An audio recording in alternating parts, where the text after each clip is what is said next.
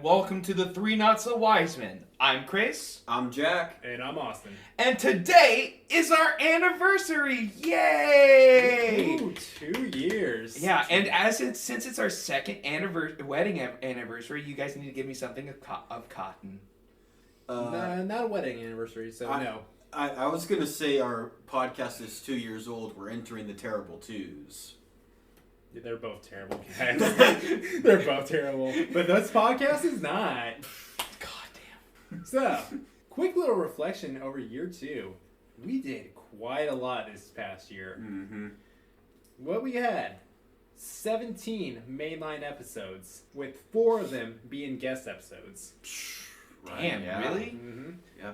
2 film reviews. Mm-hmm. Okay. We started 2 new series with 8 episodes of Top 5, 2 episodes of Lore and Disorder. As of recording, 5 shorts. There might have been more. We might have been able to get a couple more clips from Lore and Disorder, but we don't know yet because we're recording in advance. And on top of all of that, we transferred 28 mainline episodes from the Spotify to YouTube.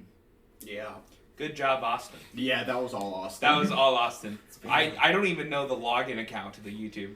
They don't trust me enough. I made it and I don't remember it. It's been a lot. Yeah. But as of recording, and this will probably change between when we record this and when this episode gets out, but I only have 7 episodes left.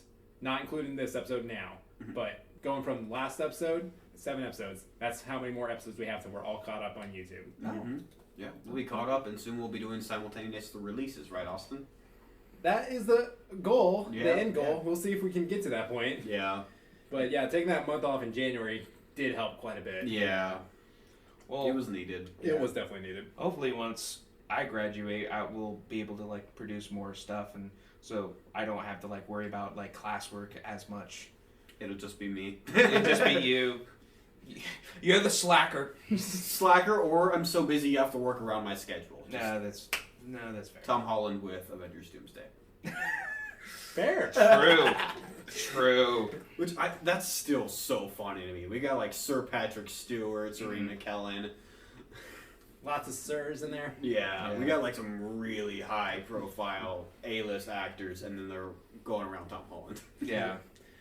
Alrighty. Well, for this episode, it's going to look a lot like last year. We're going to do a little bit of a quick reflection, some of our favorites. We're going to play Who Said It again. Mm-hmm. Because we had a lot of fun with that last time. But Thank we you do again, Danny. Yep. Thank you again, Danny, for giving that idea. And we do have a little bit of twist with it this year. Mm-hmm. We got another set of for our anniversary wheel. And then we'll finish things off with our final reveal of our stats. And send off before we kick off year 3. Yeah. Well, without further ado, should we go ahead and do the quick reflections? Do you guys want to do favorite episode or favorite pitches first? I'd say episode. Favorite episode? Alright. Who wants to go first? I'm gonna go first. Alright, Jyck. My favorite episode was History Remastered with Kai. We just had some really... This was our historical video game pitch. We had some really good ones in that one. I loved my Jack the Ripper. Austin's was pretty good. Krais, you had... Ugh. And then Kai's, my favorite guest pitch of all time. Yeah. And honestly, one of my favorite pitches, period, was in that episode. It Agreed. was so good. Yeah. It's a good one. Yeah. Krais, what was your favorite episode? I'm being a little cheeky here. My favorite episode was the candy bar episode from Top 5. Is that allowed? Yeah. That's it. We didn't specify mainline, yeah. Yeah, there was something about it, since we weren't talking about anything super nerdy, and it was the first Top 5 where we were doing something different, and the banter. I was listening to the banter the other day. Oh my god, we had so much fun with that episode. I genuinely would listen to that one over and over again because of how much it makes me laugh. It was just us, really. Yeah. It was just us talking. Yeah, it was great. Yeah. And I would love to recapture. I love recapturing those kind of moments for us. Yeah. But I think for right now, candy bar is kind of what I'm striving for. Yeah. What would you say would be your favorite mainline, though? Oh, probably It would have to be the heist episode. That was a fun episode. It was a really good episode. It just wasn't my favorite. Yeah, Probably second. I just think some of the pitches that were in that one were really good. Yeah. And I'm also, it's also the second UGG pitch I did in the year. Quest for Fire is so good. Quest for Fire is a fan favorite. Mm-hmm. The one that's certified that UGG was one of Krais' favorite characters. Yeah. I will say, I forgot to mention it when we were doing the episode. I was going to make a joke that, no, I'm not going to do an Assassin's Creed UGG pitch. I almost considered it, but I was like, no, I want to do the pitch I wanted to do. But yeah, I just wanted to share that bit of history with you guys. Yeah. Cool. Austin? For me, I'm going to go with episode 33, Achievement Unlocked Assembled, because this was the episode where we finally got to do the pitch that started the whole podcast. Mm-hmm. Yeah. Like, Jack's Iron Man game is one of my favorite pitches that I've heard since we've been doing the show. Yeah. Krais had a very unique concept for doing a Marvel versus DC, where you merge the heroes. Like, it's not something I would expect, but you know, it was super unique and it stood out. Mm-hmm. And then I'm just really proud of my game. Like, it's so good. I still really want to play it. Also, isn't that the official first episode we did in your new place? In this space, yeah. Yeah. That was the first one we did in this space. Yeah. Yeah, so lots of good stuff with that one. Yeah. I will say honorable mention, though, was the Halloween special, because I just remember having a lot of fun with that one. Yeah. Oh, yeah, that one's a good one. Yeah. All right. Favorite pitches? Who wants to go first with that one? I can. Okay. Cool. So, for my favorite pitch of mine would be Mummy of the Met. Mm-hmm. I had so much fun with that one. Yeah. And I just love the monster that I ended up creating, that I would love to, keep working on him. But he's I think he's just one of my favorite monsters that I've created in general. Yeah. And I think the pitch that he was in was also really good, so... Considering you DM quite a bit, that being one of your favorite monsters, yeah. that's pretty impressive. And he was a really badass monster. Yeah, I plan on building him at some point and throwing him in, like, one of my campaigns, just to see how... We're doing this before we record Lore and Disorder 2, and now I'm scared it's going to be in Lore and Disorder episode 2. Don't give me an idea. We're not high enough level for this, guys. We're not. No. But for Austin, my favorite pitch of his is your Hamlet pitch with the pirates. Oh, Death of the Pirate King? Yeah, Death of the Pirate King. I couldn't remember names, so I apologize in advance. Yeah. But I really like that one. I just think the idea of the entirety of that play taking place on a boat is crazy. I love the idea so much. Yeah. So, yeah. I also have a honorable mention for yours because I had a really hard time with you guys. So I just have 2 honorable mentions for each. Mm-hmm. But for you, Austin, it would be the Night of the Museum one. Oh, Artifacts. Yeah, that was a really good one. I just think making Night of the Museum horror-esque was really good. For you, Jack, my favorite pitch of yours was, I had to choose it, the Not So Wise Heist. Yeah. It's so much fun when you do comedy because I just love you writing comedy. There's just something, it just makes me chuckle. Yeah. The fact that you went for a Naked Gun-esque style movie was gorgeous, and I thank you for that every day. But my honorable mention is the Frosty one that you did. Oh, yeah, the Frosty Killer. Yeah, because I just love that idea so much. It was so good. It was, like, if I were to return... I actually wouldn't mind returning to that pitch. I don't like returning to pitches. I wouldn't mind that one, because I liked my version of Frosty a lot. That was a good one. Yeah. I was just listening to that episode again. Yeah. It was good. But, yeah, that's all I got for you guys. Alrighty. Jack, you want me to go next? Yeah, sure. Okay. So, my favorite pitch for Krais was the Quest for Fire. His animated caveman movie. I feel like that's one was, like, almost, like, I think this is even Jack's direct words, but peak Krais, because... I was just about to say those words. Because this has all your great comedic elements in it. It's super fun story. Nice approach to using an animated movie as well. And I think you probably had the more straightforward heist movie out of all of our pitches. Oh, yeah. And even then, it's a caveman heist movie. So I think you just knocked it out of the park with that one. That was definitely one of my favorites of yours. Yeah. For Jack, I chose Unholy Words from the Halloween special. Like, I know. Oh my God! Yes, I completely forgot about that one. I know we just did our New Year's special like 2 or 3 episodes ago. Yeah. So we didn't really have a lot of room for it to change, but like the gargoyle pitch is just so unique. Like I forced upon you, but you handled it so well, and you had such a fun concept with it. It's just I love to see it. Mm-hmm. And like I said, props to you. Yeah, like I said, I was so scared, and then I'm like, I looked up from a 30-second Google search. I found one sentence, and I was like, okay, I can work with that. Yeah. There's some holes in it I would like to go back and rework if I were to go back to it, but I'm proud of what I had. Yeah, like I did almost choose Iron Man for this one, but I just thought Unholy Words was like so unique and like it was something that was put against you. Yeah. And you handled it so well. My biggest complaint on it was that the kills just felt the same and a little generic. But and you said that if you would go back, you would change it. And I'd still see it because the rest of the story was really good.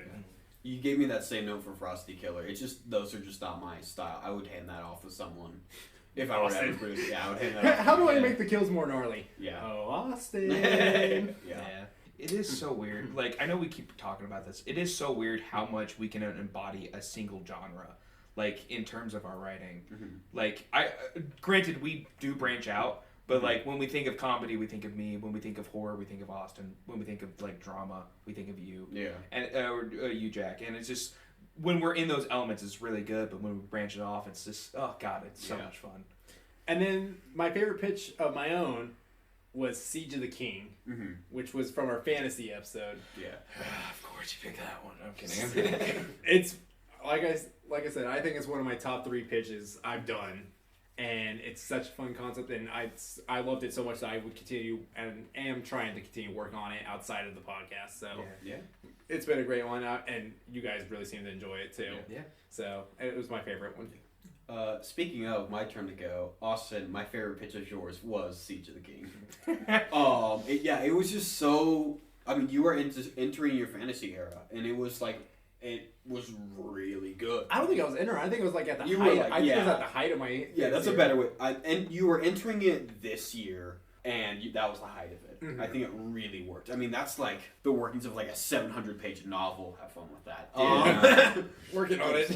Like a 5-hour movie director's cut or extended edition type of thing. When you put part 1 and part 2 together. Yeah. It's just really impressive. Krais. Take a guess on what I said my favorite one was. Quest for Fire? Yeah. Peak Krais.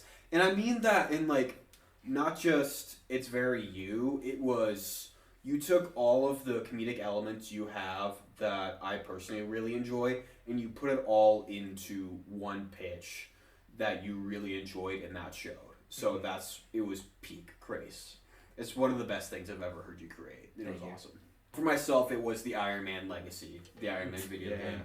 It was not only the response I got to it, it was a game, we all ended that episode really wanting to play that game. Yeah. And I think that's like the best thing you can do with a pitch, is you present a pitch, and now all of a sudden we really want that. So I felt really proud of myself with that.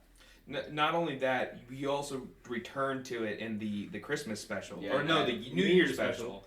And gave us a DLC, and gave me more of what I was wanting. And oh god, really solid entry. And the fact that you got to expand upon it too, just really helped elevate it.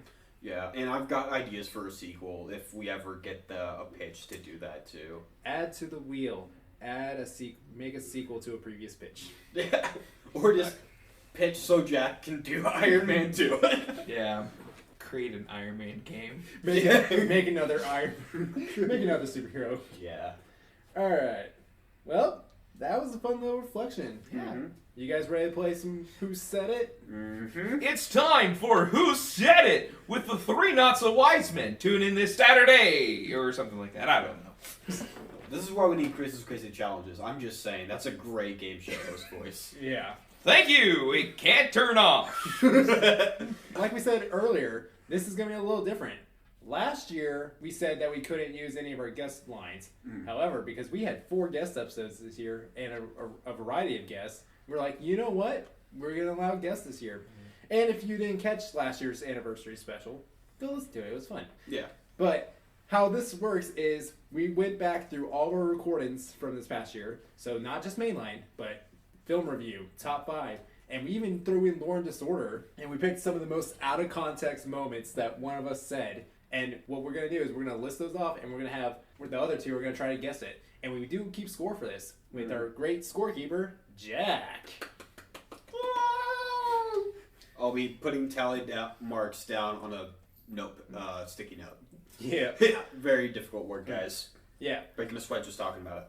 I won last year, so I'm kind of curious to see if I can hold the championship title, or if Jack's going to come up and sweep me, or if Krais is going to make a surprise victory. I was about to say, what the Well, you got third last I did year. not. So I did not. that's why Jack and I were pretty close, though. Yeah. But, I was getting into it last year. Yeah. But yeah, with that note, anyone want to go first? No. No. Okay, I'll go first. All right. First line. Austin, you fucker. I think that was me. That feels like a me line. It feels like you, but I think it was me. I think I remember saying this. I don't remember when, but I'm pretty sure I said this is... I feel like he's trying to throw us off. Because I I feel like... I know I've definitely said this. Oh, yeah. I think I said... No, my answer is me. Final Okay, answer. I guess I'm gonna go me because I just can't hear Jack saying it. It was Jack who said it. What? Is it Jack the Ripper? Fucker, I did Jack the Ripper, and you stole my thunder right at the beginning.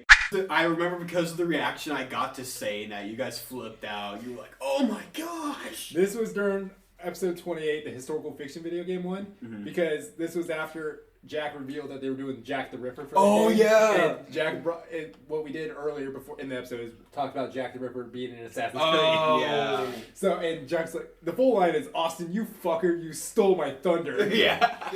Okay. I was going, yeah, because I remember I wanted to say that in the moment, but I had to hold my tongue. We were also online, so you did get a little Yeah. muddled out. Yeah. Alright, next line. You're just tickling me, Jack. Stop it. Krais. That feels like me. Both saying Krais? Yeah. This was Kai. Oh. When was this? You're just tickling me, Jack. Stop it. This was also in episode 28 of the historical fiction. This was during the feedback for your Jack the Ripper game, because Kai was going on about how he loved your writing, and it was just tickling his brain. And then he went on from there to say, after he said it tickled his brain, it was, you're just tickling me, Jack. Stop it. I was like, that's so out of context, I gotta use it. Yeah, I don't remember that. I gotta listen to that episode again. Alright, next one. Flitter Jim! I know Flitter Jim I know that was yours. I think it was you who said, oh, Flitter Jim. Because Flitter Jim was the name of one of my... It was the pitch. Yeah, it was with the pitch. It was your I think. fantasy pitch. Yeah, it was my fan... Yeah. I'm going to say... I'm... Okay. Also a reminder, this was a guest episode. Yeah, too. Kai was on this episode. I don't think No, I wait. said it Hold though. on. I think this is Austin. Why is that? Because I think when when you... it's Austin, but I'm going Krais. My answer's going to be Krais. I think when I said it, you were like, why does it kind of sound like a curse word for kids? Like, Flitter Jim! That would make sense. See, and I feel like Austin said that, and I just can't remember at the moment. So, you're saying Krais. I already said Krais. I'm saying my you. Answer. It was me. Yeah. Yeah! Sounds like instead of like cussing, like you use that. Yeah, Krais, as soon as you said that, I was like, crap, it was Austin, but I already said Krais. Yeah. That was the exact context of it, too. Yeah. That sounds right. Yep. That was the only context I could imagine Austin saying that. It was just the Flitter Jim part. I was like, the I was like, I thought it was like you giving the pitch and like someone like in the thing said, Flitter Jim! Like you found the Flitter Jim. no, I didn't do that. Alrighty. I just got my pitch, and I'm about to have nachos! That's Krais. me. This was Krais. Yes! I just got my pitch and I'm about to have nachos!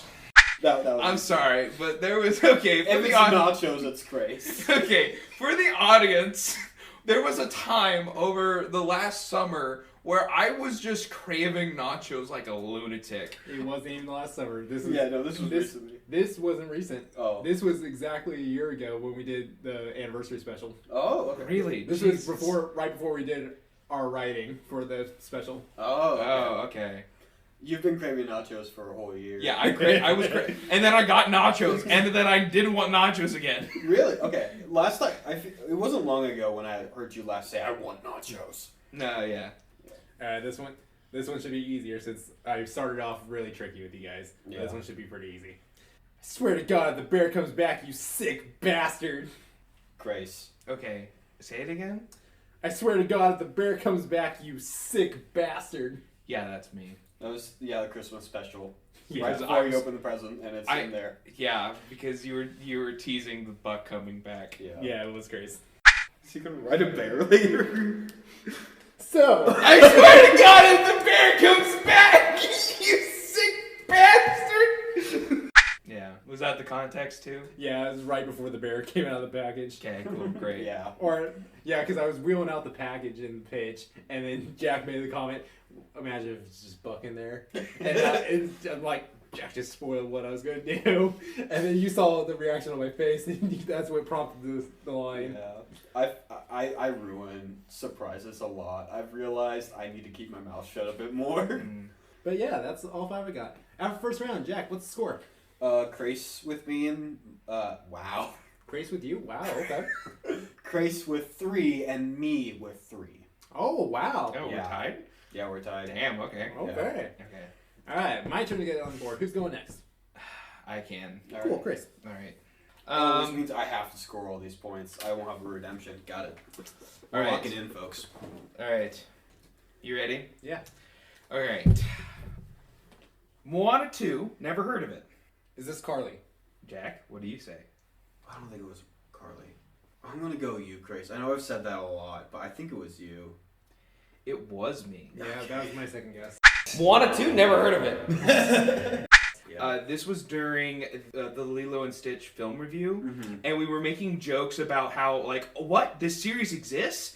And then we were making, like, what? Like, whoa, what? We're here! And then one of the last jokes I made was, like, Moana 2, never heard of it. Because we were trying to do Moana 2, it just never happened. I was like, I remember we were making fun of Moana 2, and we've made fun of it a fair amount, just Yeah. because of what the circumstances it was thrown into. Mm-hmm. Yeah. Alright, my next one. It's gonna be May. In sync impression.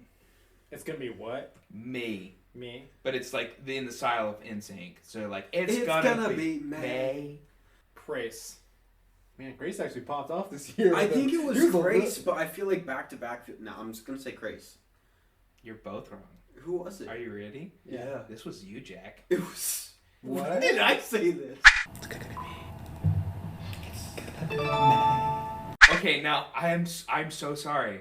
I do not know what episode this was from. Well, but because I was listening to it and I heard it and I was like, what the hell was that? And I backed it up and you were so quiet when you like, so you were like, it's gonna be May. And I was like, Jack, what the fuck? And I went to go save it. I got a little distracted and I went to go back to the episode, forgot the episode. But I know that it's at the beginning of an episode where you just, in like the quietest little voice I've ever heard you say, just, it's gonna be May. I typically do things when someone says like words, like something in their sentence involves the lyric of a song. So someone probably said, it's gonna be me. Like, who's going first? It's gonna be me. Yeah. And then I probably said that. That's probably what it was. Yeah, like I tried looking, I like listened to the beginning portion of like so many episodes, could not find it. I'm gonna look again and then I'll let you know. Editor Austin coming in and doing it. Sorry. Yay. I'll look for it. All right. Anyways, my next one. I like some of the fruity stuff. I want to say that was me. I'm gonna say Kai. I think it was me. You guys are gonna kick yourselves. Was it you? It was me. Oh. Yeah. As much as I like chocolate, I like some of the fruitier stuff. It was candy bars. And we were talking, and I was talking about like, I love chocolate, but I'm more into the fruity kind of stuff. Yeah. And I heard that, and I went, wait a minute. Out of context. That's. It sounds like something you or Kai would say. Yeah. Yeah, no.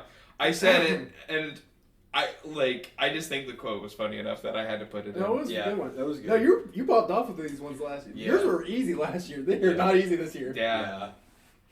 All right. My next one is I Speak for the Gods. Carly. No. This is Krais. I'm saying Krais. I'm gonna go Krais too, just because I know like if this was in like the adapted Shakespeare episode, but I don't know which one it was. I'm gonna say it was Krais. You're both right. It was me. Okay. Yeah, because you were riffing off Carly. Thank you. No, I just like the idea of Timothy Chalamet coming out being like, I speak for the gods. Yes, because we were making the joke of Timothy Chalamet being in the Lorax. Yeah. And I speak for the gods. I speak for the gods. Yeah, I remember that. It's originally Carly. No, this was Carly's pitch, but it was a riff off. Yeah, Yeah. Like, I knew it was something to do with Carly's pitch, but I could not remember what it. All right, I got one more. I'm not doing too hot on this one. If the Twinks marketing company can hear me, good job. You guys got one new customer. That was you. It was Krais. It was me. Yeah. And it's from candy bars. So hey, if the Twix marketing company can hear me, great job. You got one new customer from it. I just think that line was so funny to me. It's funny. Yeah. I was looking for other stuff, but for some reason, I just was just cracking myself up. Mm-hmm. So, but yeah, that's what I got. All right, what's the score for in round 2? So Krais obviously has stayed the same with 3. I am now up to 6, and Austin, you have 2. So I need 4 to tie it. And 5 to win it. Okay. Krais, you need 4 to win it. Yeah, this is a tight one. Mine You are got not. You have to be perfect. I don't I do. think mine are too difficult as my thing. Yeah. We'll find out. All right, my first one. Okay. Oh. What? Okay. Oh. I want to say Jack. I feel like this is me. Final answer? Yeah. It was me. Damn it! Jack, as our necromancer kind of guy, Okay. kind of sorcerer. I believe I showed you this.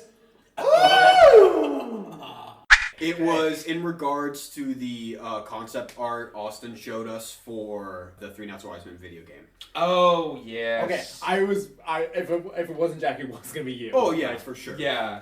There's just something about, just... Yeah.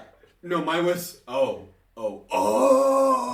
Okay. It was like kind of in the background because we were all reacting to it at the same time. Mm. All right, next one. I'm honestly surprised. That's cool. I'm not saying them how they were presented. I feel like this is the hardest one on my list. I'm gonna say me. Okay. What's the line? Say it again? I'm honestly surprised. That's cool. No, I'm changing. It's Danny. Okay. Yeah, no. I think it is Danny. Because she's the one who uses cool a lot. It was me. What? I'm honestly surprised. That's cool. When I was in Lore and Disorder, I rolled and it actually hit Varkalon. And I go, I'm honestly surprised. That's cool. Or something along those lines. Because I hadn't been able to hit Varkalon basically all episode. Yeah. And it was just finally a... I should have scrubbed Lore and Disorder more. Yeah. I listened to... I just like was jumping, trying to find something. Alright. Well, I can at least tie it now. Yeah. Alright. Sometimes the stupider, the funnier. Me. That's just my life, man. I'm going me. Sometimes the stupider, the funnier. Mm-hmm. I'm sorry, but I can't unhear me say it. Like, this feels like a me quote. It was you. You're saying it was you? Yeah. It was Austin. Okay. I have one really stupid idea. And we want to hear it. Sometimes the stupider, the funnier. It was I'm during pretty sure it was the... a response to one of your pitches. Yeah, the heist pitch. No, Krais, you said, I have an idea for a pitch, but it's so stupid, or something like that. Oh, yeah. Going into yeah, the beginning of the I remember heist now. pitch I before we remember. started writing. Yep. Almost forgot to give you a point. Trying to All sway right. that scoreboard bit, huh? It's not gonna matter. No. Alright, so this is a bit tricky, because 2 people said this in unison. And, yes. Alright, the quote is, anyway. This is me and Jack. Yeah, it would have to be. Yeah, it was us too. How long was I out? Anyway. I remember that one so vividly. Yeah. Oh, where was it from? I don't remember which episode. I just remember us both. Krais said something incredibly just out there, and Jack and I were just like, Anyways, Yeah, it was our Halloween special for this year. that's why that's why What it's did I so vividly, say? because I started editing that one. Yeah, you were making some ridiculous. I don't remember. It was near the beginning. It was. I will tell you now. It was at minute 2, second 8. Is what I have the time stamp at. So it was right at the beginning. We always have weird Halloween episode intros. We do. Yeah. All right, last one. I have been bestowed with sacred knowledge. That's Kai. This is Jack. That was me. Ah! I was like, I have been bestowed with sacred knowledge. Magic! Yeah. It was during the Christmas special. We were talking about our favorite holiday drinks, and I was talking about how when my teacher or a friend told me you can put the hook of the Candy King over the edge of the mug. Oh my god, then, yes. I have been bestowed with sacred knowledge. I remember this conversation. Damn it! Yeah. So, final score. Krais with 4. Jack with 6. Austin with 6. Woohoo! Tie. I guess we get to share the title this year, Jack. Yeah. I still get to say I'm 2-year champion, but for this year I get to share it with you. Yeah. You can say you are undefeated. Yes, I can. Grace, do better. So long till you have to win. You probably have about the same amount of points as last year, too. Yeah. We'll double check that. Yeah. But yeah, again, a lot of fun with that one, and thank you again, Danny, for recommending that to us. Yeah. Alrighty. So, that note, we are ready to move in to our anniversary wheel for this year. Mm-hmm. So, how the anniversary wheel works is that we each pick 3 wheels from our list of prompts, and then we're going to share those picks with you guys, so you can know what we can get this episode and what's possible to come down the road. So, with that note, let's keep in the same spirit as we did last year and the first year, or the first episode, and we'll just say what we got in the order we released, or the first order we did stuff. So, Krais, what did you select? Alright, well, for mine, I chose create a bromance movie, turn a board game into a movie, and a Greek mythology movie. Pretty good list. For my picks, I got a zombie movie, a neo-western movie, or a fighting game. For mine, I have a Toys to Life video game, Please. a kaiju movie, No. or Twist a Fairy Tale. I already said which one. Well, there's a 1 in 9 chance. Yep. What is everyone's least favorite pick from Least favorite is bromance. Yep. Bromance? I'd have to agree with that. I'm just not in the mood for bromance right now. Come on. I have a really funny idea that I want to do, and I would love to do it. I'm gonna say for me, bromance from Krais, fairy tale from Jack, neo-western from me. For me, it would be neo-western from yours, Greek mythology for mine, and honestly, kaiju movie for me. I'm not big on kaijus. Fair enough. Since we're all sharing, I guess. My least favorite is for Austin is fighting game. My least favorite for me is Twist the Fairy Tale, but I still love it. And as I said, romance movie for Krais. All right. Without further ado, you guys ready to find out what we're doing for our anniversary? It's Waiting with bated breath. It's gonna land on bromance movie just to fuck with you guys. I'm gonna be so happy. Well, we all know the wheel hates you though. That is Oh true. yeah, it does hate me. Yeah. So I think we have a chance. Oh no, I don't know. Is that what is it? It is Toys to Life video game. Yay! One of our oldest pitches. It's also been one we've been wanting since it was pitched. We've been wanting this. Yes. I'm so happy. I got a great idea for this one. I immediately forgot what I was going to do for this. I went in with no ideas. I'm gonna have to come up with something. Austin, Krais, this was originally yours, I believe. Do you want to explain what we mean by Toys to Life? So Toys to Life games, if you don't know, were like a craze back in like 2016, I believe. They ended around 2016, so it was like 2013. It was a short, brief time from the early to mid 2010s. Yeah. It started off with Skylanders, and then some other companies tried to replicate it. Lego, Lego, Disney Dimensions, Disney with Disney Infinity, Amiibos. Yep.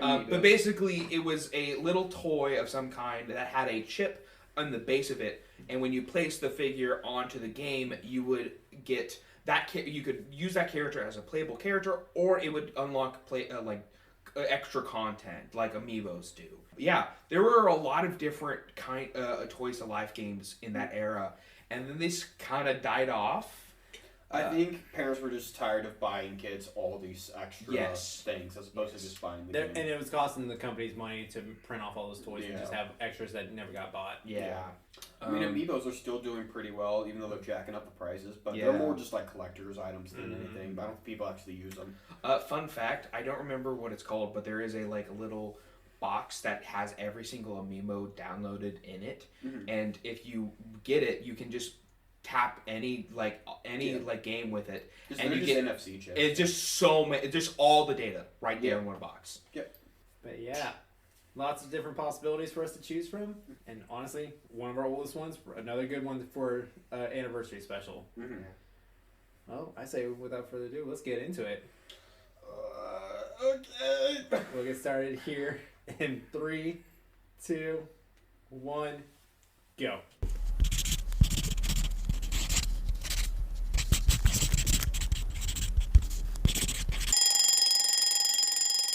And time. Okay. I'm feeling good. Okay. I already did that joke. I was about to make it. This is going to be very interesting or very mundane. Yeah. My biggest concern is that we might have all picked the same game. Or if we all created a game. I created a game. Oh, you created it? Okay, then I'm not going to Oh, I didn't know. Yeah, I didn't expect. Because the original pitch was revive or create. I thought y'all were creating one. I tried to. I even tell you what my idea was because I think you did see what I was thinking. I saw certain images that I clearly recognized. Okay, so I was thinking about doing a Bionicle Games to Life game. Don't know what that is. It was a Lego series back in the day. There were like figures you could put together. Yeah. I really like the concept of it, but then I was like, I don't know much about the lore. Did a quick search. Nope. There's a lot of lore. I didn't know how much They lore. have so many movies, and they're so good. So I was like, as much as I want to do this and be faithful to the original content, If you don't know it already, yeah, I was kind of screwed. So I went to Old Reliable, and I feel like me and someone else, not naming names, Austin, went to the same place. But I have a reason for mine. All right. Do you want to just get into it then? Yeah. I'm excited. All right. I really want to go first. You want to go first? Are you going to go first? I'm probably not. Okay. But I want to go first. Okay, now I really gotta spin it. Yeah. No, Jack, you're first. Again? All right. Okay. We'll like to today. I just don't want to be after Austin. If it is what I think he did. Okay, now I really hope I'm second. Yeah. God damn it. Krais, you're second. Oh, thank God. Alright. All right. Looks like I will take it. I'll finish things up then. All right. I'm gonna get into it. So mine is called Mech Tech. Okay.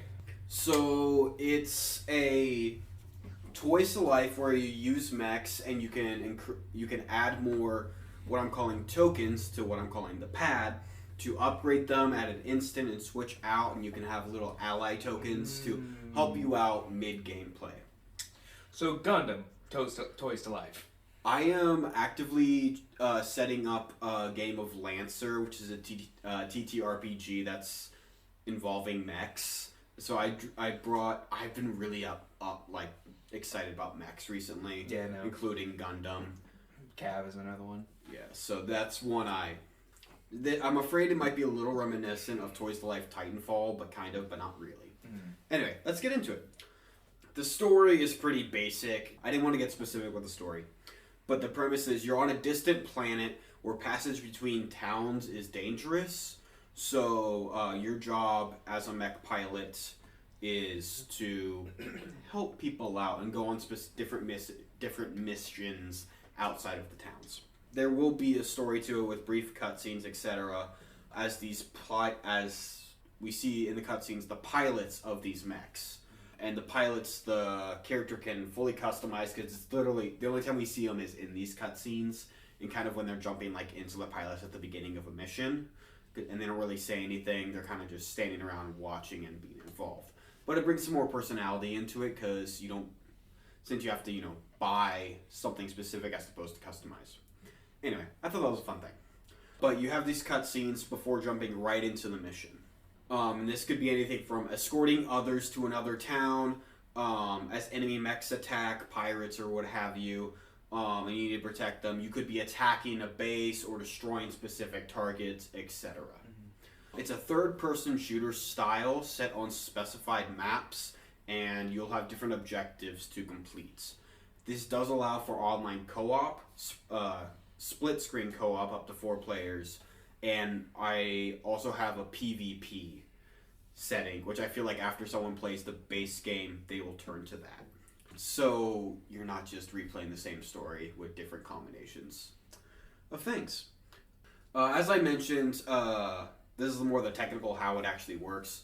You plug in the pad to whatever you're playing on, and there will be different zones on the pad that will be separated by basically just lit up lines. If you have 1 player, it's the whole thing. 2 players, it'll divide in half. 3 players in 3 parts, etc. That way, when you put your mech on, it shows which one, and you put your mech, your upgrades, etc. on the specific zone. It says what will apply to which character, etc. Anyway, all right. Thought we were going to cut that, but now we're probably going to keep it. Yep. All right. So the toys, quote unquote, in the Toys to Life game that you put on the pad are called tokens, and there are 3 kinds. There's the mechs, which is what you play as, ally tokens, which are smaller NPCs which help you out, and upgrade tokens, which upgrade your mechs.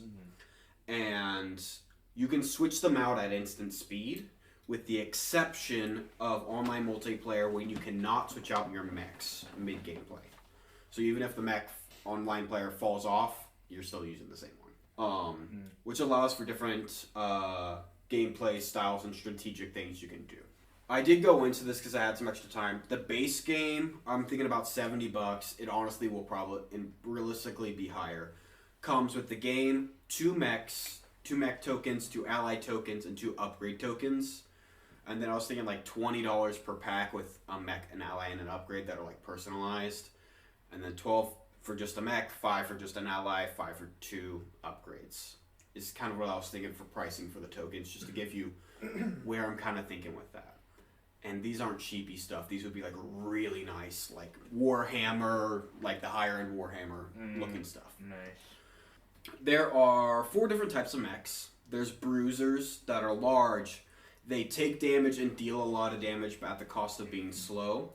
Sabotage, which are small. They can't take much damage or deal it, but they can set traps, apply status to both enemies and allies, debuffing them or buffing them, and they're crazy. They're fast. Jets, which are about medium size, deals decent damage but can't take a ton, and they're the fastest ones out there. And then leaders, which are just the all-around ones. There are different types of ally tokens. Drones, which fly and can be ordered to attack or heal. Scanners, very small, grounded, which give info on enemies' locations and weaknesses. And they can attach to enemies, which highlight weak spots for the mech that use them to deal extra damage. So like if you order your scanner to attach to an enemy, like their leg might glow, and if you shoot their leg, it deals extra damage, etc. And then single call, which are ones you can only use once per set amount of time. This would be like an aerial strike, a mass heal effect, a tremor, earth tremor, etc. There's 3 types of upgrades: weapons, armor, and modifications, which allow things like briefly fly, increase your speed, etc. And then I made some examples to finish us off. And when I say signature in these examples, they're best suited for these examples, but you can switch them around as much as you want. That's all I had, but this would come out with a bunch of different ones, and more would be coming out as well. So examples: Bare Knuckle, a rusty bruiser, humanoid-ish build with great armor, great melee damage, and area damage guns. His scanner, Might, shows him exactly where to go to deal the most damage. His signature upgrade, Overheat, is a modification that instead of venting heat, he absorbs it into his armor to deal damage to all those around him briefly at the cost of some self-damage. Lance, a sleek jet built to charge in, deal great damage and escape. A combination of a lance-like weapon and wrist-mounted rapid-fire guns help him greatly. His wheeled legs allow for great maneuverability. His drone, Overwatch, keeps enemies distracted so he can go in for the kill. His signature upgrade, Boost, lets him briefly fly and leap over obstacles. Bravo, a leader reminiscent of a knight on tank treads, with a focus on taking the point and supporting allies. Yes. His rifle and sword do him great justice. His single call is Repair All, allows him to heal those in a specified area for a brief time. His special upgrade, Shield, gives him and those around him near invulnerability for a brief moment. Zaz, a sabotage resembling a sci-fi motorbike with arms that zips around throwing small static explosives and attaching things to help or hinder the target, depending on if they are ally or foe. His drone, Big Beak, can deliver big blows to those he hinders. His signature upgrade, Tech Surge, allows him to stun all those around him briefly. And that's what I got. I think with this pitch, questions will explain a lot more because it's hard to spec. Because what I have given you is kind of the root of it, and then I ask any questions you have so I can elaborate a bit more. Okay. If you need it. Because Austin's looking very contemplative. Krais is thinking. Okay. You can see the smoke. Because I know this isn't like Skylanders or anything. Okay. I will say, I think it's very interesting to do a mech game that is Toys to Life. I was not out of everything that I could think of, this was not what I like anywhere near the realm of possibility. Mm-hmm. What you're pitching, I think, would be one hell of a game, though. It might actually restart the genre, if I'm being honest, because a lot of people who played these games are older now, so this might gravitate towards them. I am just curious how how it would play, because it's just very interesting. Something I was thinking about was like in Black Ops, like local lobby games type of gameplay where you just spawn in and are fighting each other. You go around and you can like communicate with people. It's like, oh, what part of the map are you on? I'm on this bit. Let's go over there to that. Is kind of like the idea I had, but you go in on missions and you're fighting against bots, no pun intended. Is kind of the idea. I wanted people to like personalize-ish. I just really like the idea of controlling a mech, going in, and then all of a sudden, oh, they're all grouped together. Quick, get the grenade launcher. And then you just switch out the upgrades really quick, and then you use that ability to destroy them. Yeah. Oh, shoot, there's other guys coming in. Throw on the shield. I just really liked that idea of the quick switching as needed, but allowing you to just stay personalized as you wanted. Yeah. I do like it. I think I would need to like look at it, like actually look at the game before I'm like, I would play this. Mm-hmm. Because, well, I think mechas are cool. I worry that I would get too into it, like I would with Magic the Gathering. Yeah. So that's kind of where I stand. I don't think it's a bad pitch, but I'm not like, whoa about it. For me, the biggest thing I agree with Krais. It sounds like a really fun game. My biggest thing is how many key element parts you're asking for the Toys of Life aspect of it.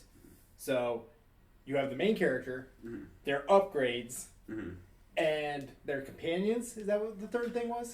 Yeah, essentially. Like, they're just allies that can be So those are the other things that people have to buy in order to get the full aspect of the game. Mm-hmm. So that's going to be a lot of individual pieces. And that was one of the big complaints about Toys to Life games. It's just how much stuff they have to get on. That's just one thing I'm noticing, and it's just like, ooh, you're like, I can't testify to Skylanders a whole lot, but with Disney Infinity, they had these like little power-up slips.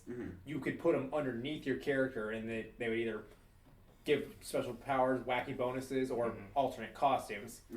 That was another little purchase, and that was not something I found of. Play sets you needed to have so that way you can actually play the story modes, which you were not saying you need, but but you still need it, like if you want a companion piece or I mean, powers, that's going to be more. Well, my thing is, you pay the $70 and you have 2 mechs, 2 allies, and 2 upgrade tokens that you can customize already. You don't need to buy anything else. Everything else is. Right. And then also I forgot to mention this, but it's your choice. I kind of had it, you can get Bare Knuckle and Lance or Bravo and Zaz, is what I was thinking. I personally like the idea of having a bunch of options literally sitting next to me and switching them out. So that's something I wanted to lead into. Yeah, it's not necessarily a bad thing. It's just like let's keep that in mind. Situation, because that's one reason why Toys to Life died out, because there's just so many pieces moving around. Just for the benefit of playing the game. I think the collector's market, where it is now, if you can make some really quality stuff and make it super optional, I think it can still work. I think Toys to Life is difficult, period. Oh, for sure. Oh, yeah. Yeah. I think it could... Like, Amiibos. People buy Amiibos and never use them. Yeah. Most people who buy Amiibos do not use them. Yeah. Yeah. The other thing that I'm questioning a little bit is you had a certain section where you were locking players from swapping stuff out. Just the base mechs during online, because I felt like that would... I think that would I think that'd be... Specifically online, I worry that if you switch out a mech in an online thing, I do not know how that would work mechanically. Yeah. If that's not an actual concern with the technology, I wouldn't lock it out. Okay. But I think like just the base in a not like self-contained thing. Yeah, my only thing is like when you do that, you're blocking a core mechanic from the game. Yeah. And so if people really like that, I can use this strategy to change stuff up. That would be a fun element in online. I'm stuck with this. Might hurt some of the experience. Again, a keep in mind kind of thing. Yeah. But other than those keep in mind things, like I liked it. Yeah, it was good. I really liked it. Yeah. All right, Krais, let's hear what you did. All right. I feel a little better because I think I know what you did, and I hope to God you did it. All right. For my pitch, They're both so scared. I did Skylanders. Oh, thank God we didn't do the same thing. Okay. Yeah, I kind of think because you turned earlier when you said I can't speak for Skylanders, but like, okay, out of the 3 of us, I am the Skylander. I know, because we have the whole fucking collection. I was gonna be so concerned if you didn't do it. Yeah, no, I had to, but like the way you kept talking about yours was like, you didn't do Skylanders, did you? I have written down my guess for Austin's, and if I'm right, I can prove it that I'm a... I think the audience knows by this point what I did. Yeah. So me and Jack have the same prediction. Yeah. Okay. I don't think it's that. Nah. So, introducing Skylanders. Skylanders! I fucking love my Skylanders! Skylanders Cloudbreak. Okay, so this is more targeted towards our generation, if I'm being totally honest. Because again, what I said earlier, the people who grew up with this are our age and aren't going to want to play a little kid game. Yeah. But one of the reasons why I wanted to do Skylanders again is because it has a lot of like really dark elements to it sometimes that can go over kids' heads. So I was wanting to do like a PG-13 Skylanders game, just because I feel like if I don't also market it to some kids, Younger ones. they're just, it's not gonna get as good. But I've built the game in such a way that it can be good for kids and also adults, like the people who used to play Skylanders. Yeah. I was just double checking. Skylanders was originally rated E10. I thought it was rated teen already, but nope. I wanted to check that too. I couldn't remember.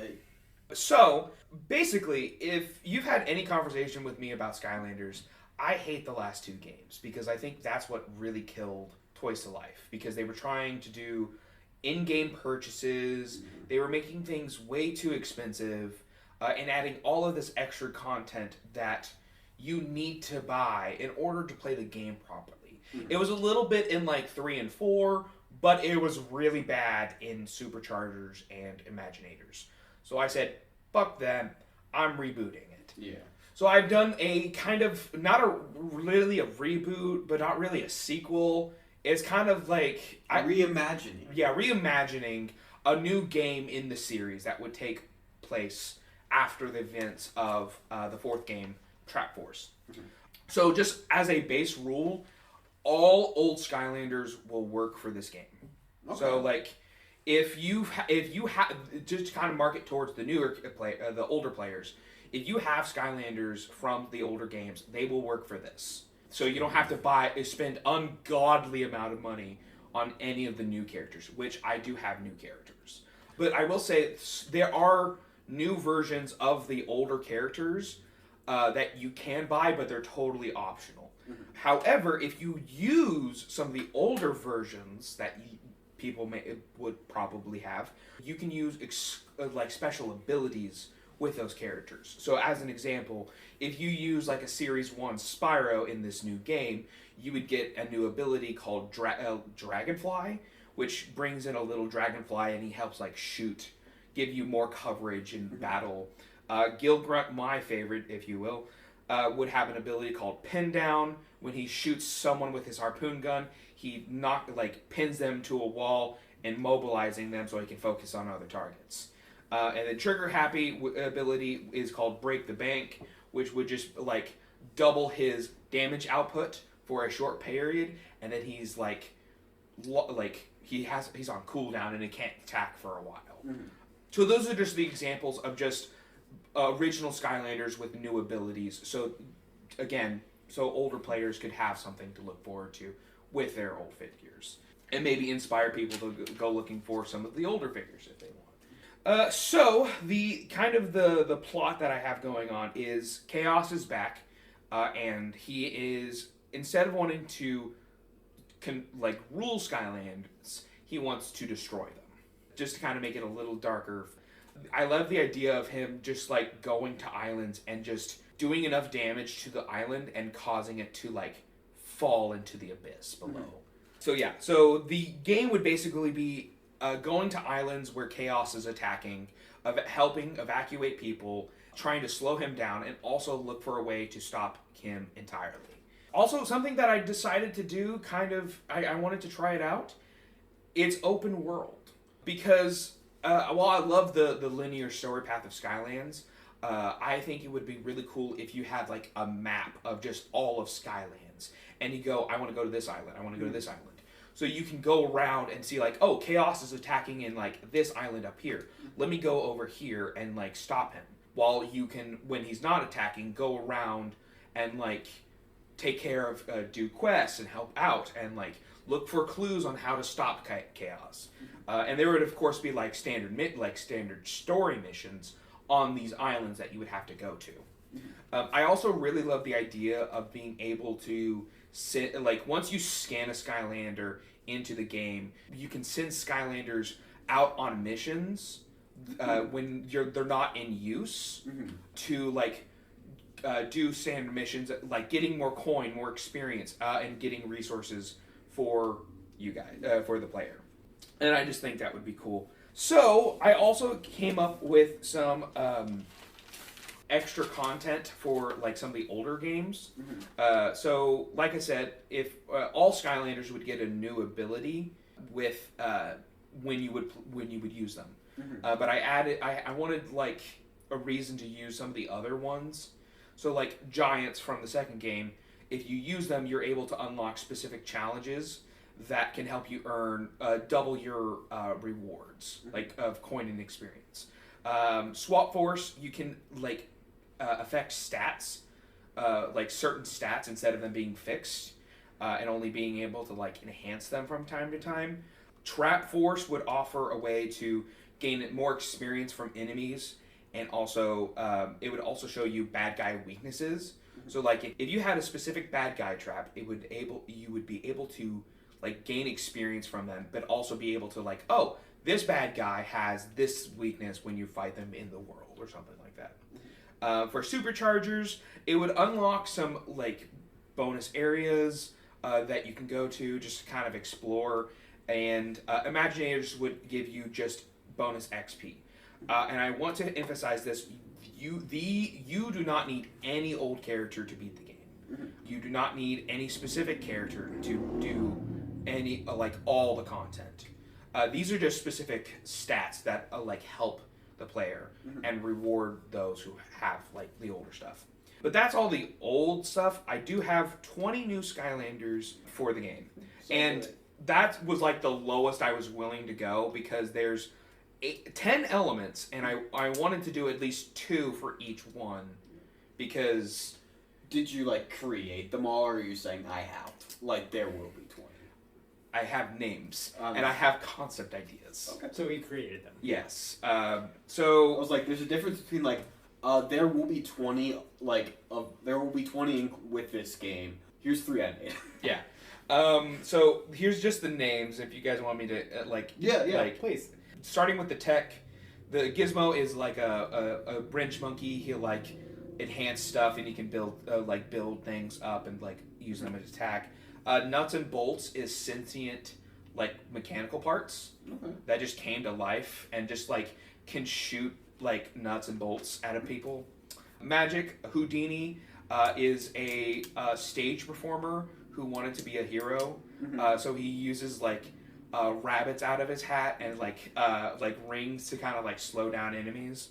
Flip is like a mirror master. Like he can pull out like mirrors to like teleport people like around people and also to like do damage.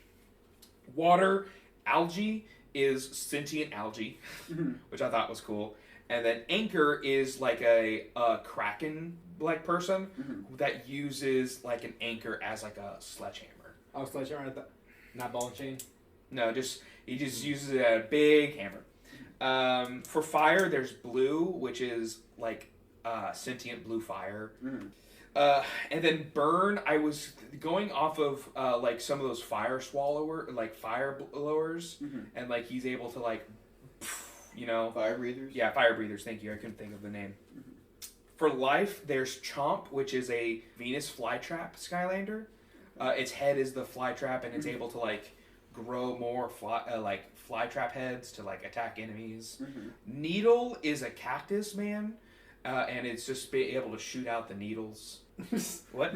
Cactus McCoy. Yeah, cactus. Call back.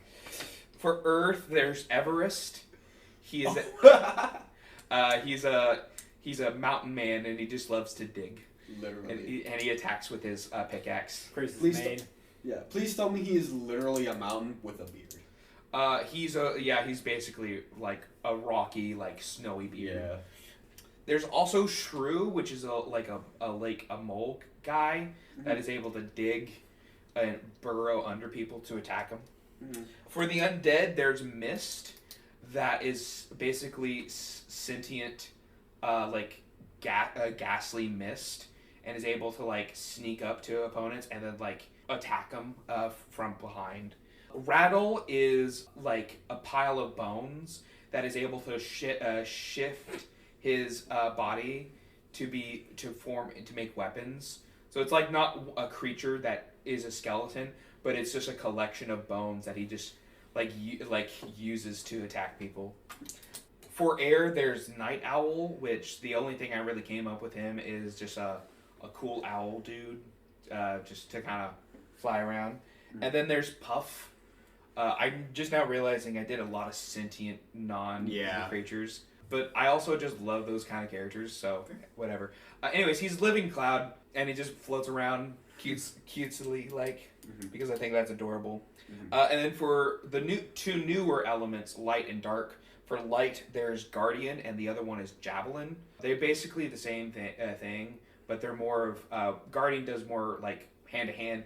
Guardian, or Javelin, shoots, like, light arrows from their side.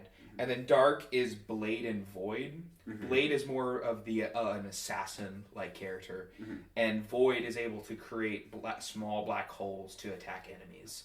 Like he's able to manifest a black hole, throw it on an enemy, and it does damage to them over time. I.e. my main. Yeah.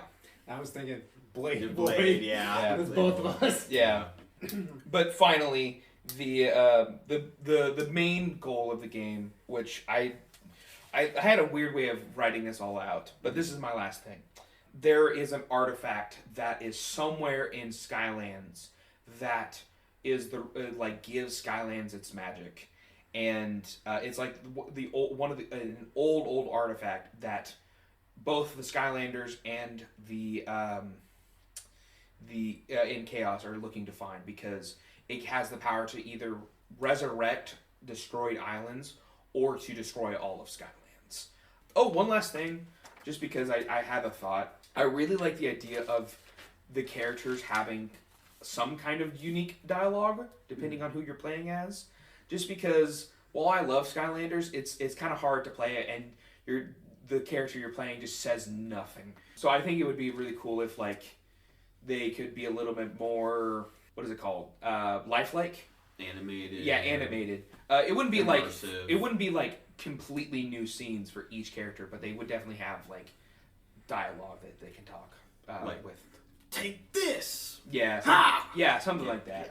Yeah. But it's of course unique to each character. But that's what I got.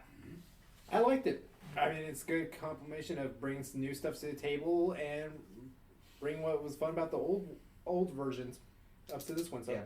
I really got nothing. I really enjoyed it. Yeah, I have like one thing to say, and it's not really to do with your pitch. It's just something your pitch would produce. Because I did really enjoy it. I was never really into Skylanders. That was my brother. I would play this game though. One thing I just want to be like, the cost of the original, like the OG Skylanders, are gonna skyrocket if this game would come out, which you would very much benefit from because you don't have to worry about it. Actually, I would, because I still don't have them all. But Yeah. Well, yeah, my thing is just... But you can't really avoid this. It's just that people who got rid of them are going to be super upset they didn't keep them. But, like, again, that's on them. And I'm going to laugh For maniacally. not looking 20 years ahead in the future or Yeah. something like that. I guarantee you there's going to be like a reboot in a couple of years where they're like, here, if you have Skylanders, you can play you can do these parts, and I'm just gonna like fucking laugh. I'd be like, look upon my army. I'm invested for the long term. Yeah, it is an investment.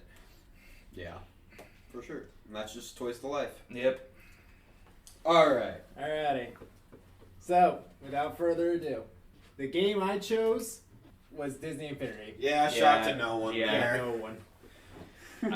I kind of figured a little bit ago, but yeah. Yeah, everyone did. Yeah. But my approach was very different than your guys' approach to it. Oh. Okay. So I went There's no Toys to Life. to the revival route. Mm-hmm. You joke, but you are correct. What? Oh my god, Austin.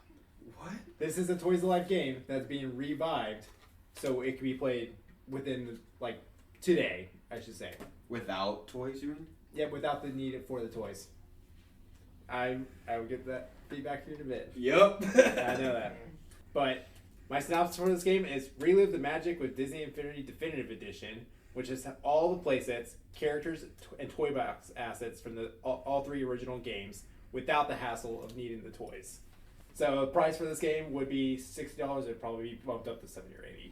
Probably even $80 considering what I'm going for it. Yeah. Rated E, 10 up, just like the original. Main features for this one. All previous characters and playsets, new characters, a history page, crossplay, and story mode plus. So, for starters, I have 40 new characters. They are as listed. Mirabella, Louisa, Bruno, and Isabella from Encanto. Mm-hmm. We have Moana and Maui. Mm-hmm. Peter Pan and Captain Hook. Mm-hmm. Wade and Amber from Elemental.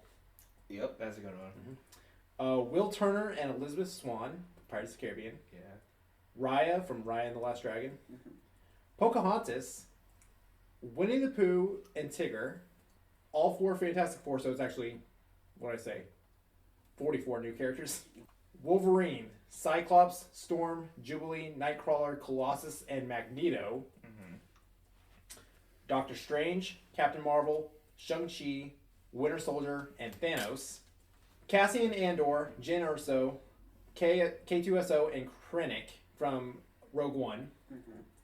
Oh, and Church in Imwe. He was the blind possible Jedi who said, I'm one with the Force is with me. Count Dooku, General Grievous, Din Djarin, or the Mandalorian, Jake Sully, Natiri, and Quaritch from Avatar. That is my character roster. One of the returning features from the original games will be the skill trees. I have 8 new playsets. We'll have an Encanto playset, which for this one, it will be just a story set in the world of Encanto. Because that's the thing with some of the playsets for Disney Infinity is some of them are, this is what happened in the movie, and then some of them are, here's a set of events or here's a story that could happen. We'll have an Avengers Endgame playset, an X-Men playset, a Fantastic Four playset. We have Star Wars Galactic Battle, which is Star Wars version of Marvel Battlegrounds. So it's a 4-player battle arena. Maybe cut it to a 2-player dueling arena so you can use any of the Star Wars characters. A Rogue One playset, a playset for the sequel trilogy, because the 3.0 only did Force Awakens because that's what was coming out at the time, and it got canned before they can do any of the other 2. Yep. And then an Avatar playset, which this one follows the themes of the movie, but it would be more of an original. Some of the updates I provided is that some of the playsets can now support additional characters. So, like, an example of it would be the Pirates of the Caribbean playset from 1.0. It will now support playable characters like Will Turner and Elizabeth Swann. Marvel Battleground has a new story mode built off the original, so you get more story content with it. And it now supports all the Marvel characters, which was their initial plan for it anyways. And with it being more of a new version, there'll be some new maps for the arena mode. The Toy Box got some updates, so there'll be new features to help support artists. So like you can do in-game map art or thumbnail art for your selected maps. You can do a couple more easier technical stuff. And it helps make new game modes, such as the one that kind of boomed after Toys to Life, Battle Royale. It'd be easier to make a Battle Royale mode in Toy Box. The core modes in this game would be the playsets, so that's all the playsets, new and original. Story Mode Plus. One of the biggest critiques from the original Disney Infinity run was that you couldn't swap the characters in and out. So you couldn't do... Some of the playsets were like even in-universe locked, so like the Avengers playset, for some reason you couldn't play Spider-Man or Star-Lord unless you found certain tokens for certain characters. So those characters are getting added in. Or in order to unlock Story Mode Plus, you need to finish the game mode once, or the playset once, on how the creators originally intended it to be. And then you can swap it out not only with the Marvel characters or Star Wars characters, but any of the characters in the game. Yeah. Toy Box Plus, or Toy Box, which is the like creative mode for the game. The new, what I'm doing with it is I'm also adding a new tutorial. So that one of the other biggest complaints about the Toy Box is a lot of its features were very complex for an E10 game. So I'm adding some tutorials to help explain how certain tools work. I'm bringing back the interior, which is basically house customization. You can build your house based off of any of the playset stuff. I have a history mode where you can check out the real history behind these worlds and stuff. So you can check out stuff about the previous games, characters, worlds, and other stuff. Yeah. Of course, with Disney Infinity, it was a lot of DLC with it too. So everything previously comes with base game. There might be some ways to lock and unlock stuff. I didn't go into that one because I don't really think you would have over 100 characters free to play out all at once with the game. Yeah. You probably have to unlock some, but that's that. But the paid DLC, it would be used how they were to cross promote new movies and stuff. So you'd have the full bundle, which gets you the play set and the characters in it, But if you weren't really interested in the playset and didn't really want all the characters, you have the opportunity to just buy the individual characters. And then there would be occasional free characters, just like, here you go. But yeah, that's what I got. The main reason I avoided actually bringing the toys part pack is because, one, it's been over 10 years since it got canceled, or actually it's been about 10 years since it's been canceled. Yeah. So a lot of people wouldn't have the toys. So I alright, so, and I'm just giving you guys that opportunity to play without having to worry about that. Two, it avoids that big issue what they originally had when it was just so expensive that they were running, like they were just wasting money printing out figures that people would use once or twice. And like, yes, I get it hurts the collecting aspect of it, but I think it was good for the game longevity of it. Yeah. And yeah, that's what I got. Do you want to go first or You me? can go first. So, one thing with my pitch was I considered once you use an item once, like, let's say an upgrade once, you had that saved in your, like, storage that you could switch to at any point. Or if you used a mech, it's now, like, added to your library or something like that. And I thought Austin would chew me out for, like, getting rid of the toys part of the toys to life. Because anytime I try and, like, test the bounds of a pitch, Austin's griped about it. And here we have Austin taking the toys out of the toys to life. This is me being cheeky because part of the pitch is revive a Toys to Life. Oh, I know. So, that's why I'm like, why didn't I think of this and why didn't I allow myself to do that? Because, no, you are correct. Like, this was part of the pitch, but I thought you would anyway. I wanted to point out that I thought that was funny. That being said, this game would be awesome. Disney would never go for it. No, they wouldn't. No. This is definitely more of a dream pitch than it is anything else. It's not going to happen because, like, first off, the studio that made it, like, got completely shut down, so there's almost no chance of this actually happening. Yeah. If they were to, it would just be, like, they would not add 40 characters. They would not add all this stuff. This is, like I said, this is very much a fan. Please do this.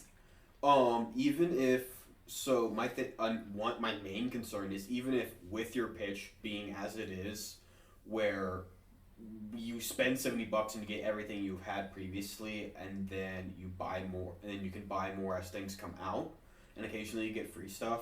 That's going to be an insane amount of game storage on your console. Yep, and it's going to be a massive game. That's like, even in the best world, that is a lot. I don't think you can play this game 2 years into its lifespan without an extended hard drive. However, if this could come out where you didn't have to, everything was on the game and you could choose to pay for DLC to get extra things, and everything was compatible, that'd be nice. I think one reason why it's not going to be as high as you think it would be, it's still going to be like 100 gigabytes at least. Oh, yeah. But part of the art style of Disney Infinity is that they're classic toys. So they don't have like super high detailed skin textures or anything. Oh, yeah. They could, but most of it is just like they're just straight plastic. Oh, yeah. So I feel like that's going to save some of the space on it. Yeah. And again, it's just like use your imagination on stuff. Yeah. I think just being able to have all the toys in any game at any point would take up a... Well, technically speaking, even with 3.0, you could play all the characters up to that point in the toy box. I'm just like, all right, well, it's just going to remove the blockers so you can just throw them in there. So It sounds really nice. Definitely a dream. It wouldn't happen, but it'd be really cool. Yep. Austin was cheeky with it. I'll leave my feedback at that. I'm going to start with what I like. Okay. why don't you start with what you don't like, then you can make me happier so I don't feel sour at the end of it. Okay, well, I'm still going to start with what I like because this is going to surprise you. Your second part is the team. Okay, you ready? Okay. I actually don't mind the fact that it's all in one game. Okay. Okay. Am I a little confused, or I should say I'm a little turned away from the fact that they're just in the game. Okay, I get why you did it though. That's not why I'm a little Miffed. What is myth? Okay, Jack, definition of myth, please. Please. How I use the term miffed is begrudged, a little upset from a surprise. Is Yeah, kind of how I'm I'd miffed. say it. Yeah. That's how Okay. I'll look up the actual definition real quick because now I'm curious if Okay. I've been using this right or not. So I think you made a good call because yes, that is one of the whole. Am I going to be able to play this again? Somewhat annoyed, peeved. I've been saying it right. Okay. Cool. The whole am I going to be able to play this again after losing all of my stuff or selling it all is a problem when it comes to trying to revive these games. And I thank you for your workaround. I appreciate the thought. I don't think I would play this game because one of the reasons why I wasn't big into Disney Infinity. I've played the first one. I don't like the second or 2.0 or 3.0 because of the additional characters that got added. And I feel like I prefer just the classical Disney characters. We had this same thing with my Disney platform fighter. Yeah. And I knew that was Exactly. coming. That's the whole reason why I didn't put Alien and Predator. Yeah. Alien was for sure not in. I did consider Predator just because they did just release a PG-13 Predator movie. Yeah. Yeah. That was so good. Oh, it was Like- very good. I think it's my favorite Predator movie. But anyway. Anyways, I think I would just prefer like a Toys to Life like Marvel game or a Toys to Life Star Wars game besides just a Disney Toys to Life game. Because I don't know why, in just my mind, when they're like, we got Star Wars now in 3.0, it felt like, hey, everyone, if you want to watch Star Wars, you're going to have to pay us now. You're welcome. And I just didn't like that. But I'm still not upset about that enough to be like, no, bad Austin. I get, like, if people want to play it, that's fine. I don't care. What's the bad Austin part? No, I His just personal opinion. personally, about- I just wouldn't play it. Yeah. I thank you for the hard work you've done, and I think it's good. Just personally, wouldn't play it. the same feedback as the Disney Disney platform platform, fighter. yeah. It's true. That's fair. And that's fair. It's a personal preference. Yeah. I Objectively, you think it was a good game and you did like the fact that those came in? Yeah. Yes. Objectively, he thinks it was a good pitch, Yeah. but he is very personally miffed. Yes. Word of the day. I can't fix that. No. So Yeah, like you- I said, you can't Like fix I said, back to the platform fighter. Disney Infinity was the inspiration behind that one. Yeah. So I'm just doing the Disney Infinity thing. Yeah. No, it's definitely a dream game, and since you know that, I got no problems with it. Yeah. That's it. Yeah. That's it. Overall, not bad. Not bad at all. We do have one last thing for you on our anniversary special. Yes, we What? do. What? We got the pitches for the stat order for year 2. Yeah. So, Everyone's favorite part of It's- the anniversary pitch. Yeah. Or anniversary Sure. episode. Just the attention span has gone down from that. all right. So, Krais went first 7 times this past year. Okay. Jack went first 8 times this past year. Haha. I went first 4 times this past year. Oh dang. Yeah. Apparently Wheel doesn't like me going first. Yeah. Yeah. And That's for none of last our time. guests went first. Yeah. Krais went second 7 times this past year. Jack went second 5 times this past year. Big change up. And I went second 6 times this past year. Okay. Krais went third twice this past year. Yeah. Really? Jack went third 5 times this past year. Mm-hmm. I went third 7 times this past year. Okay. Danny went third once this past year. Kai went third twice this past year. And Carly went first one Third. time. Or went third one time this Yeah. past year. Meaning all of our guests went third. I think they appreciated that though. Yeah. I'm sure they did. Wait, third or last? Third. Third. Because we have fourth because of the guest Yeah. episodes. So Krais went fourth twice. Mm-hmm. Jack went fourth once, and I went fourth once. So Yeah. you got to go last a couple Yeah. of times. I was adding these up, and before you got to the guess, I was like, these numbers don't add up. What's going on here? But with all that combined, Oh. our grand total for everything for all 2 years, Krais has gone first 17 times. Mm-hmm. Jyck has gone first 13 times, and I've gone first 10 times. Mm-hmm. I'm barely double digits. Yeah. Yeah. The wheel really wants me to go first, Yeah. and I do not want it. I'm like, no, thank you. Restraining order. Krais has gone second 16 times. Damn. Jyck has gone second 14 times, Oh, wow. Okay. and I've gone second 12 times. What the fuck? Yeah. No guess in first or second. Yeah. Krais has gone third 7 times. Yeah. Jyck has gone third 13 times. Mm-hmm. I have gone third 17 times. Damn. And keep in mind, this is for 2 years. Yeah. Wait, hold on. I went first 17 times. Yep. In the 2 years we've been doing And this, yes. you've been going third 17 times. Yep. Yep. Did Jyck go second 13 times? I went second 14 times. We My went- stats are pretty even across. the Yeah, board. that's... Oh, well, that's weird. Yeah.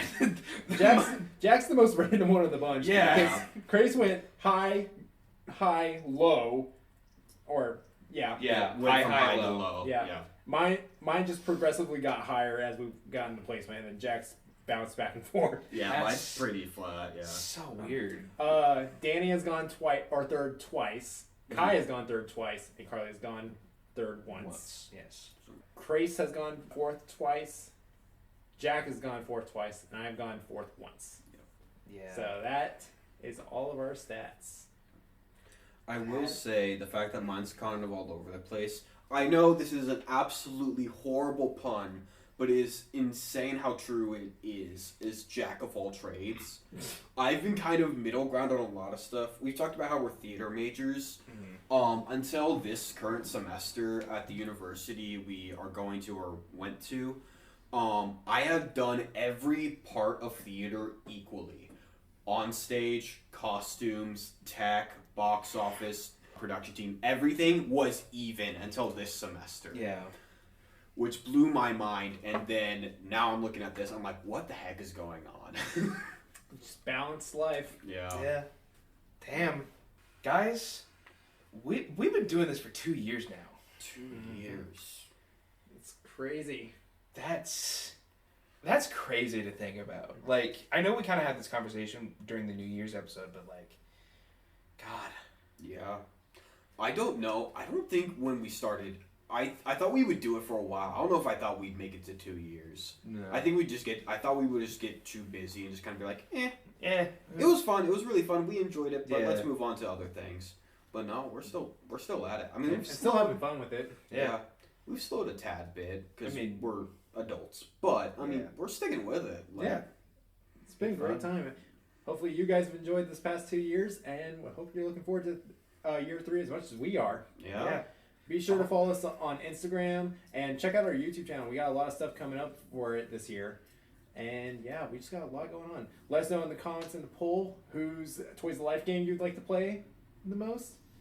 And yeah, that's what I got, you guys. What were your favorite pitches that we've done in this last year? Let us Yeah. know that too. Yeah. Yeah. Thank you guys so much for listening to this. Have a great one. So if I put this Krais figure on this, does that mean? Oh crap! We got multiple of them. Hi. Oh, God. Hey, does anyone want some chicken? Oh, I would love some chicken, Krais. Uninstalling Hey, good game. The Three Not So Wise Men. Grace Baker, Jack Green, Oscar Machetas. Special thanks to Louis Trotter for the amazing intro. See you next time.